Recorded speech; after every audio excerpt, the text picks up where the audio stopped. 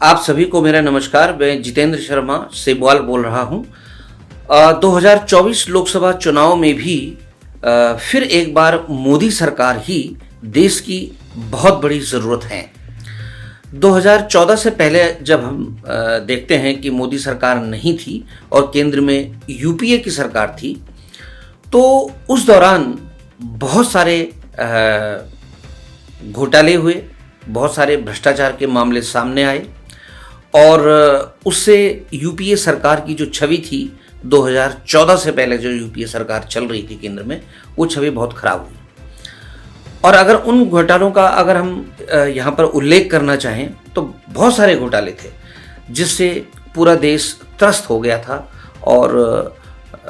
जनता के बीच में यूपीए सरकार की जो छवि है वो बहुत खराब हुई थी। इन घोटालों में अगर हम देखें तो जैसे सत्यम स्कैम है 2009 का, उसके अलावा 2G स्पेक्ट्रम स्कैम ये 2008 का है, CWG स्कैम ये 2010 का है, कॉमनवेल्थ गेम्स घोटाला, कैश फॉर वोट स्कैम 2011 का, आदर्श स्कैम 2012 का, टाटा ट्रक स्कैम 2012 का, कोल स्कैम 2012 का, चॉपर स्कैम 2012 का, आईपीएल स्कैम 2013 का। और इसके अलावा अगर आप देखें पहले से तो बोफोर्स स्कैम हमने सुना था बहुत बड़ा, जिसमें पूर्व प्रधानमंत्री स्वर्गीय राजीव गांधी जी का नाम भी जुड़ा था और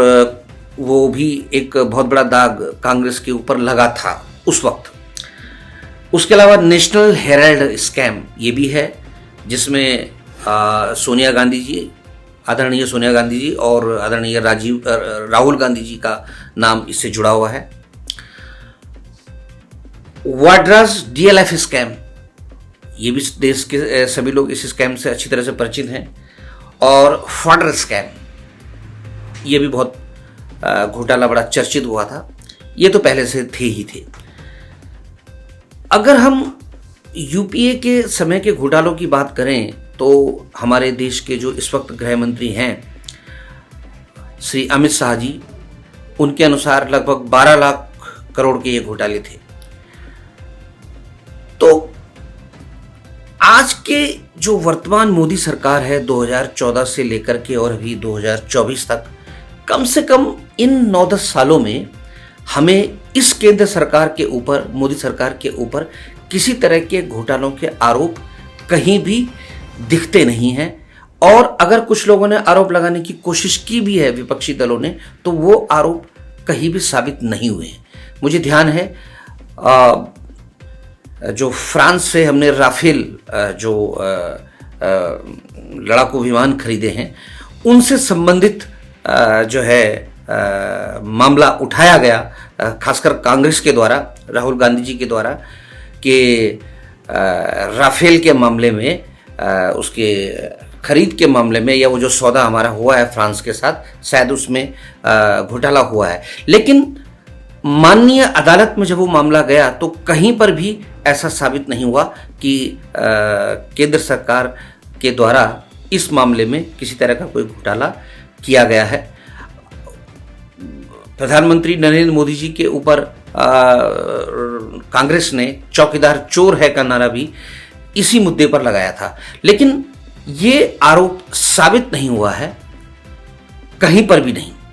कि जो ये राफेल वाला जो मामला है इसमें कहीं कोई घोटाला हुआ है। इसके अलावा जो डीमोनेटाइजेशन की जहाँ तक बात है, उस मामले में भी कोशिश की गई विपक्षी दलों के द्वारा कि शायद केंद्र सरकार के द्वारा कहीं कोई घोटाला हुआ है, लेकिन इस मामले में भी कहीं कोई आरोप केंद्र सरकार के ऊपर, मोदी सरकार के ऊपर साबित नहीं हुए हैं। और उसके अलावा और भी कई बार मामलों को उठाने की कोशिश की गई, कई मामलों को, लेकिन कहीं पर भी ऐसा कोई साबित नहीं हुआ है, ना तो माननीय अदालत से, ना कहीं और संस्थाओं से या जांच एजेंसियों के माध्यम से कि कोई घोटाला या कोई भ्रष्टाचार का मामला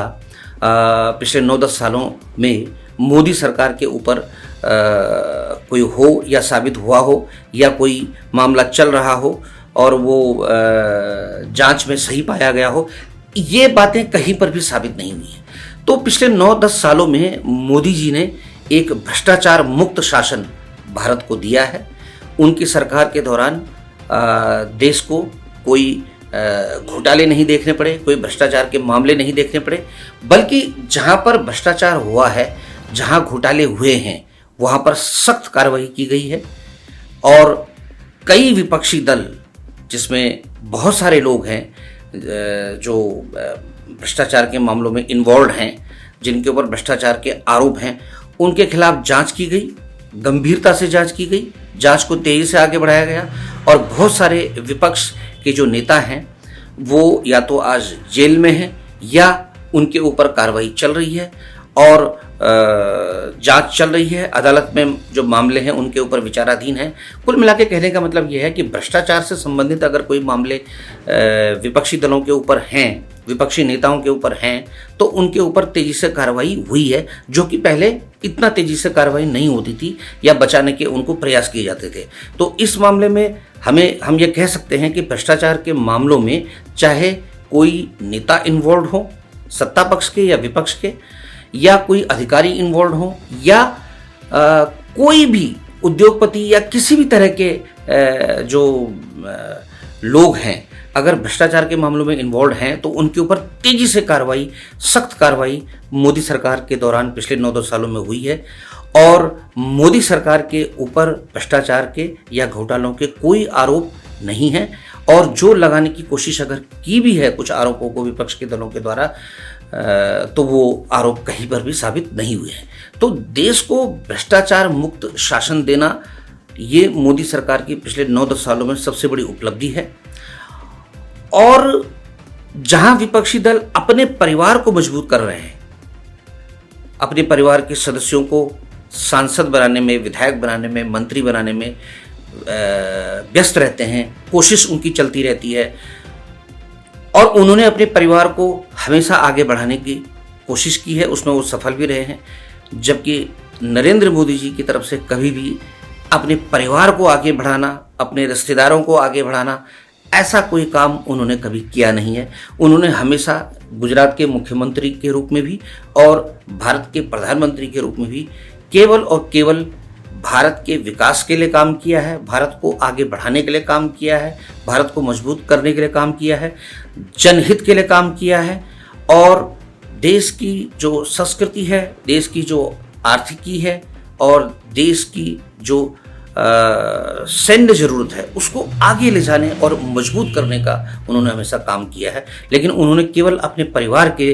को आगे बढ़ाने के लिए काम नहीं किया, बल्कि पूरे देश को वो अपना परिवार मानते हैं और देश को आगे ले जाने के लिए उन्होंने हमेशा संघर्ष किया है। और इसके अलावा हम ये भी देखते हैं कि देश को तीसरी आर्थिक शक्ति या देश की जो अर्थव्यवस्था है उसको विश्व की तीसरी सबसे बड़ी इकोनॉमी बनाने के लिए मोदी सरकार प्रयासरत है, जो कि बहुत बड़ी जो है कोशिश है इस सरकार की तरफ से और निश्चित रूप से हम उसमें सफल भी होंगे। ये बातें कुछ ऐसी हैं कि भ्रष्टाचार मुक्त शासन पिछले 9-10 सालों में, किसी भी तरह के घोटालों या भ्रष्टाचार के आरोप मोदी सरकार पर नहीं है पिछले 9-10 सालों में, और देश को स्वच्छ प्रशासन देने के अलावा देश की जो छवि है विदेशों में बहुत मजबूत की है और निश्चित रूप से देश को आगे ले जाने की कोशिश की है। और